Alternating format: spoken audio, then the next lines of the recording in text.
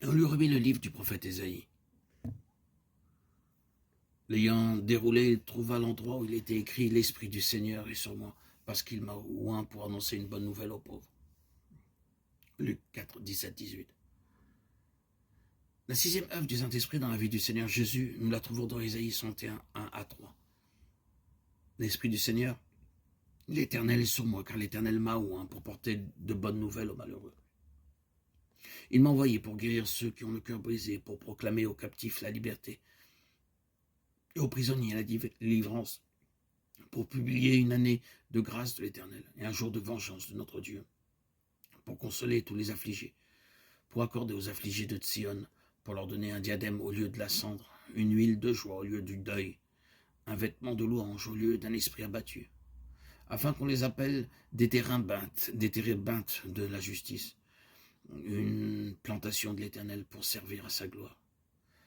Le même passage fut cité par le Seigneur lorsqu'il entra pour la première fois dans la synagogue de Capharnaüm après son baptême.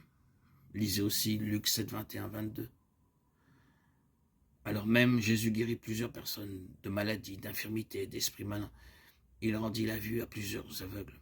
Et il leur répondit, « Allez, rapportez à Jean ce que vous avez vu et entendu. Les aveugles voient, les boiteux marchent, les lépreux sont purifiés, les sourds entendent, les morts ressuscitent. La bonne nouvelle est annoncée aux pauvres. » Enfin, Romains 1, 4 nous montre la septième œuvre du Saint-Esprit dans la vie du Seigneur Jésus. Déclaré fils de Dieu avec puissance selon l'esprit de sainteté par sa résurrection d'entre les morts. Il ressuscita des morts par l'esprit de sainteté. Maintenant que nous avons vu la septuple œuvre du Saint-Esprit dans la vie du Seigneur Jésus-Christ, nous avons le secret en entier. Nous ne pouvons avoir la plénitude du Saint-Esprit sans satisfaire des principes divins, tout ce que Dieu fait. Il le fait d'après les lois divines immuables. Car tout est à vous, soit Paul, soit Apollos, soit Céphas, soit le monde, soit la vie, soit la mort, soit les choses présentes, soit les choses à venir. Tout est à vous, et vous êtes à Christ. Et Christ est à Dieu. 1 Corinthiens 3, 22, 23. Une exhortation particulière est adressée par le Seigneur Jésus-Christ lui-même à tous les croyants au sujet de ce livre de l'Apocalypse. Nous apprenons tout d'abord à vaincre par la foi.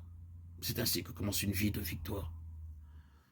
Et ces commandements ne sont pas pénibles, parce que tout ce qui est né de Dieu triomphe du monde, et la victoire qui triomphe du monde, c'est notre foi. 1 Jean 5, 4. Dans ce livre, il nous est montré d'une septuple manière comment vaincre. Cette phrase, à celui qui vaincra, y est répétée 7 fois dans Apocalypse 2 et 3. De même, 7 récompenses sont données à ceux qui triomphent. Et il y a cette grande expérience spirituelle que nous devrons traverser pour vaincre. La première grande expérience spirituelle, c'est l'amour. Mais ce que j'ai contre toi, c'est que tu as abandonné ton premier amour. Apocalypse 1, 4. Nous devenons si méchants, nous prononçons des paroles méchantes, blessantes et douloureuses, nous blessons les autres pour nous faire plaisir. Le Seigneur est aussi blessé par cela, et il dit, j'ai quelque chose contre toi.